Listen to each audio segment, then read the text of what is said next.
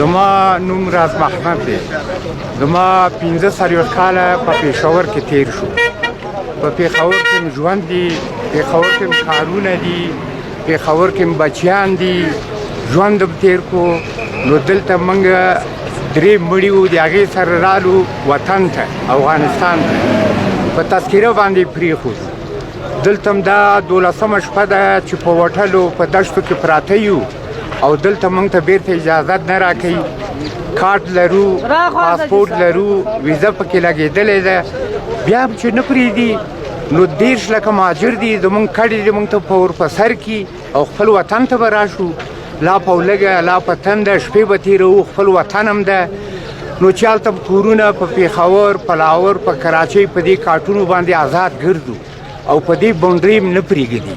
نو دا خو ډېر ظلم دی موږ سره، ډېر زیاتی دی چې زموږ کورونه، ماشومان، زنانه بې سرپرست هلته پراته دي. نو موږ دلته آخر څو پورې به پراته یو. دلته صاحبه زموږ نن 14مه شپه ده، په وټلو کې ځای نشته، په دې یخنۍ کې په دې سپینه ږیره په جوماتونو باندې شپې کوو، په دشتو کې پرېوځو. نو دا خو په کار دی چې زموږ سره لږ انصاف وشي د پاکستان د اوګبل د خوا نه. نو 15 کاله هم تېره کړې ده.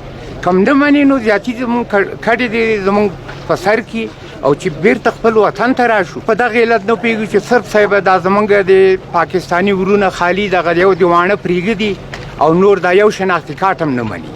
نو که پاکستاني هم دي خو ټول یو پاکستان ده، یو قانون دی. که افغانان هم دي چې هلته ګرځو، یو نه دي، دوه نه دي، 30 لکه مهاجر دي. 30 لکه مهاجر 40 کاله، 42 کاله، 15 کاله یې تېر کړي دي. خپل کارونه دي، دوکانونه دي، روزګارونه دي، هلته پرېږدي، او په دې باونډرۍ کې نه پرېږدي. دا خو ډېر زیاتی ده، ډېر ظلم دی موږ سره. موږ سره د انصاف وشي، زموږ نه د حقوق راکشي. انسانان یو خپل حقوق ترې نه غواړو.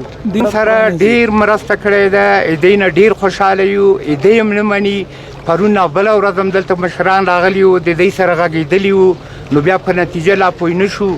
نن لا داسې خبرو چې د 2 میاشتو 3 میاشتو دپاره هم د لاره بندوي په موږ. نو دا زموږ څه ګناه ده، څه قصور هم ده، په څه باندې موږ باندې بندوي. اسلامي امارات نه زموږ دغه غوښته وه چې زموږ سره همکاري وکړي، زموږ سره کومک وکړي. د دې سره وغږېده، لاړو، کېناستو. هغې ویل چې موږ به د اسلام آباد څخه خبرې وکړو، د هغې ځای نه که خبرې رالې، راپور راغی، نو تاسې به پرېږدو. نو هغه هم څه نتیجه ورنه کړه.